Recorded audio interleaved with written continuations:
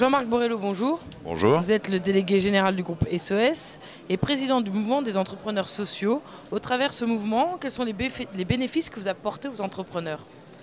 Alors, le premier des bénéfices à apporter aux entrepreneurs, c'est de leur faire savoir qu'il existe un autre mode d'entrepreneuriat, l'entrepreneuriat social, qui est un entrepreneuriat au service de l'intérêt général sous des formes diverses, associations, mutuelles, fondations, coopératives, mais aussi entreprises classiques, mais selon des règles et des objectifs qui ne sont pas tout à fait ceux de l'entrepreneuriat classique, puisque l'objectif premier est l'intérêt général. Alors, vous adressez à tout type d'entrepreneurs, de tous les secteurs d'activité? On s'adresse à tout type d'entrepreneurs avec un certain nombre de règles en ce qui concerne le mouvement des entrepreneurs sociaux. C'est un mouvement qui réunit des entrepreneurs, pas des porteurs de projets. Donc il faut être soi-même entrepreneur et il faut que l'entreprise sociale qu'on a créée corresponde à un certain nombre de critères. Chez nous, les écarts de salaire sont limités de 1 à 10. On essaie de faire en sorte que la direction du groupe ou de l'entreprise soit collégiale. On essaie de faire en sorte que l'objectif principal soit l'intérêt général, que s'il y a distribution de dividendes, ce soit une distribution très limitée de dividendes. Et donc il s'agit bien d'entreprises, mais d'entreprises au service de tous et pas au service de quelques-uns. En quoi il est nécessaire aujourd'hui de développer ce mode d'entreprise sociale?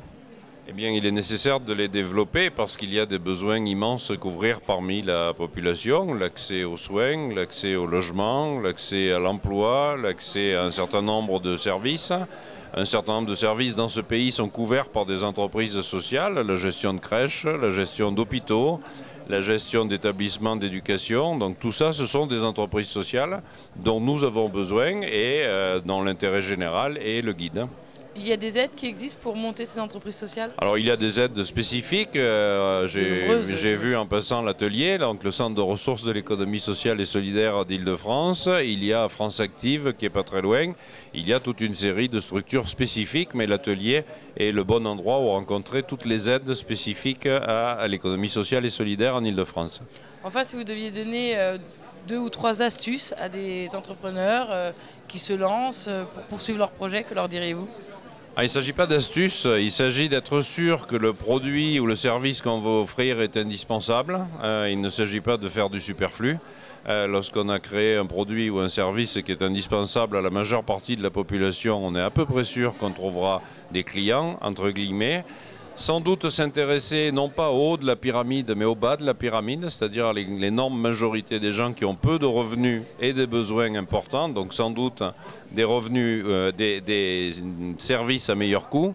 Et à partir de là, effectivement, faire en sorte que dans cette entreprise, les clients, les salariés et les actionnaires s'il y en a soient également bien traités. Merci beaucoup Jean-Marc Borrello. Je rappelle que vous êtes le président du mouvement des entrepreneurs sociaux et également le délégué général du groupe SOS. À très bientôt. Merci.